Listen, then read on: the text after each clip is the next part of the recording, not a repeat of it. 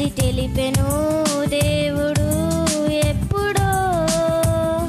యోహాను తల్లి గర్భమందు మరియ వందనం వినగానే గంతులేసెను గర్భంలో. అప్పుడే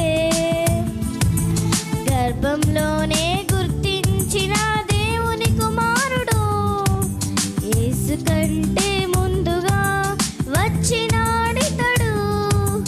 గర్భంలోనే గుర్తించిన దేవుని కుమారుడు యేసు కంటే ముందుగా వచ్చినాడితడు. లోకంతో పని ఎందుకు తనకు, దేవుని పనులే ముఖ్యం తనకు. క్రీస్తు సువార్తను పరచుటకు పరలోకం కొరకు. లోకంతో పని ఎందుకు తనకు, దేవుని పనులే ముఖ్యం తనకు. క్రీస్తు సువార్తను స్థిరపరచుటకు పరలోకం కొరకు.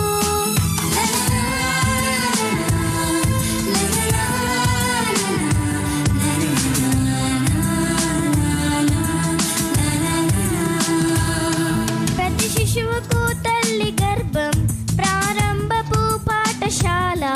అది తెలిపెను దేవుడు ఎప్పుడో.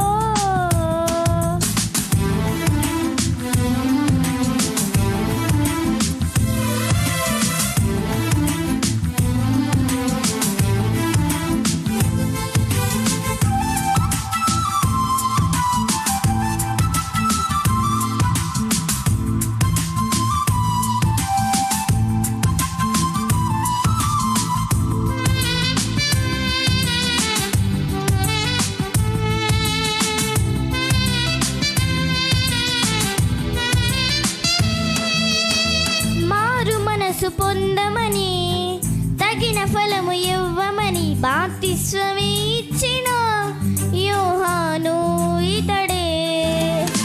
అరణ్యంలో కేకలు వేయు యోహానుక శబ్దమని ముందుగా యెషయా ప్రవచించిన వాడితడే.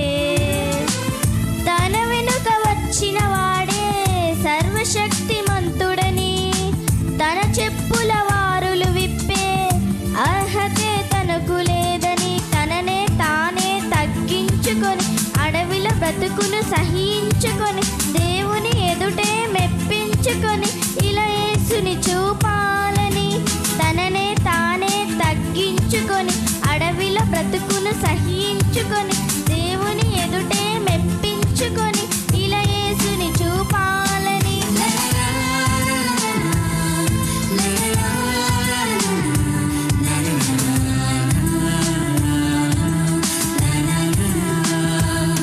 ప్రతి శిశువుకు తల్లి గర్భం ప్రారంభపు పాఠశాల. అది తెలిపెను దేవుడు ఎప్పుడో.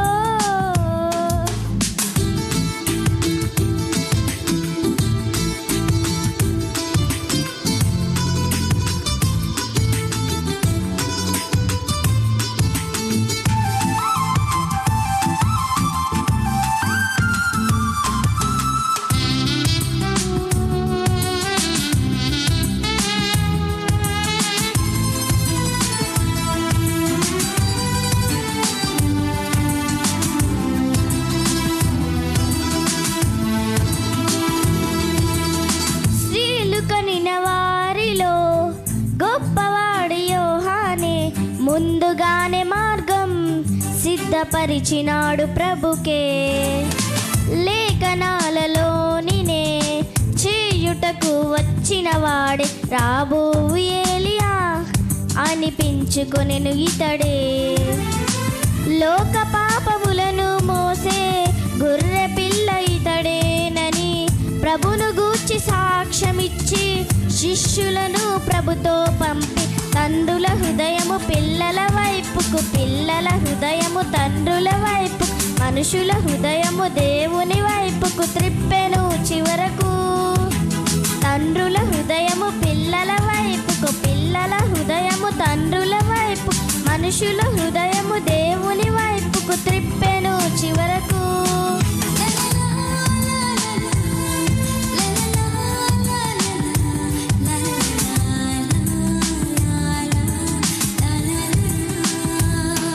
ప్రతి శిశువు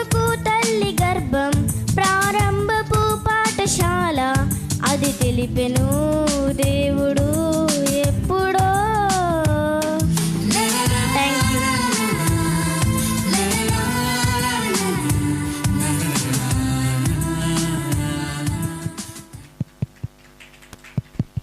హలో, చక్కగా పాడి వినిపించిన మరి దైవరూపిణికి సభపక్షాన అభినందనలు తెలియజేస్తున్నాను. మరి ఈ సమయంలో మరొక పాట పాడుతూ దేవుని మహిమపరుచుకుందాం.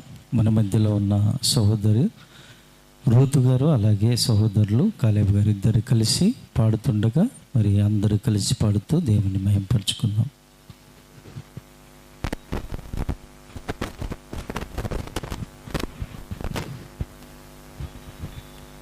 రెండవ సభకు విచ్చేసిన దేవుని పిల్లలైన మీ అందరికీ మన ప్రభువును రక్షకుడైన యేసుక్రీస్తు నామమున వందనాలు తెలియజేస్తున్నానండి.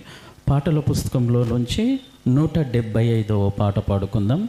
అందరము కలిసి పాడుతూ ప్రభును స్తుతిద్దాం.